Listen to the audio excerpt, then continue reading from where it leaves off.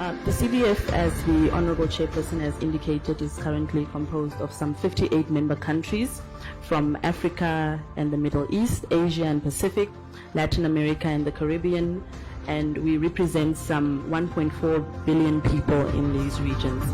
And essentially our aim has been to find areas for collaboration and to ensure that we are not duplicating efforts, but rather that our work is complementary. I fully commit to continue to support the work of the Climate Developer Forum Global Parliamentary Group through the work of the Champions Group, and I encourage all members of Parliament with a keen interest in taking the climate agenda forward to join our network. It's my distinct honor and pleasure to welcome you all to the CVF Global Parliamentary Group Dialogue, aimed at concretizing our working methods. So we're here today to call for action on climate change from the parliamentary community. We look forward to building a partnership with the CVF and its Global Parliamentary Group. As we know, climate change does not recognize national borders. We are compelled to take action now and not tomorrow. Today, on behalf of Rwanda Parliament, I welcome all of you who join us at the inaugural annual dialogue of the Climate Vulnerable Forum Global Parliamentary Group. Distinguished colleagues, let us join hands and extend our full support to the CVF GPG to realize the priorities in the line with 1.5 degrees Celsius ambition, adaptation, loss, and damage and finance. To realize the above, our Parliament expresses strong belief that the Ghana presidency of the CVF and the chairmanship of Honorable Emmanuel Mafo will show us the way through the CVF Global Parliamentary Group.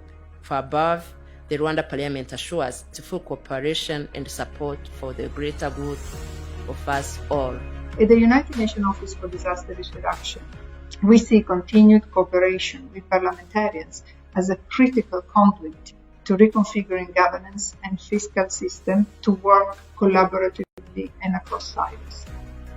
I just want to assure you that we in Ghana have utmost faith in the capabilities of this forum and the chair to ensure the success of the priorities of CVF GBG of 1.5 carbon ambition, adaptation, loss and damage, and finance.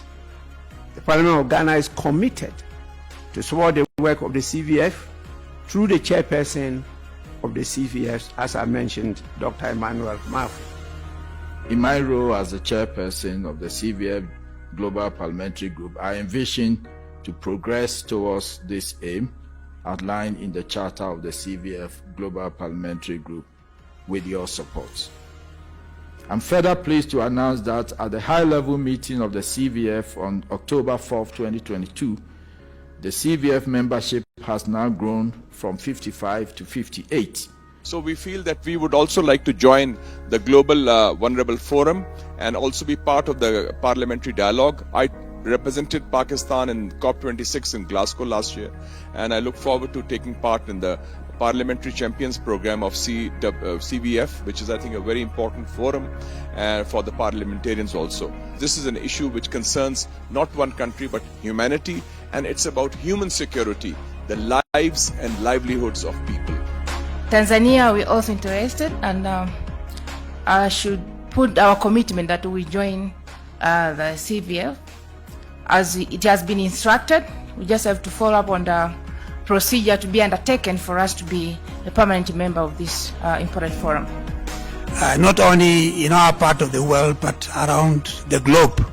So, Chair, we are declaring interest. We have taken note of the information that you made available to us, particularly the membership and how to go about being part and parcel of this important grouping. At this time, I would also like to formally introduce the CVF Parliamentary Champions Group. As a CVF Parliamentary Group, we have established a Parliamentary Champions Group, which consists of those members of Parliament in the CVF network with keen interest on climate change issues. I want to take this opportunity to thank our host country, President and Parliament, the President and Parliament of Rwanda, His Excellency Paul Kagame, and Right Honorable Speaker Donatille Mukabalisa for hosting this dialogue. My appreciation also goes to the Secretary General of the IPU, a very good friend of mine, as I stated, Mr. Martin Chingong, for facilitating the meeting of the CVF.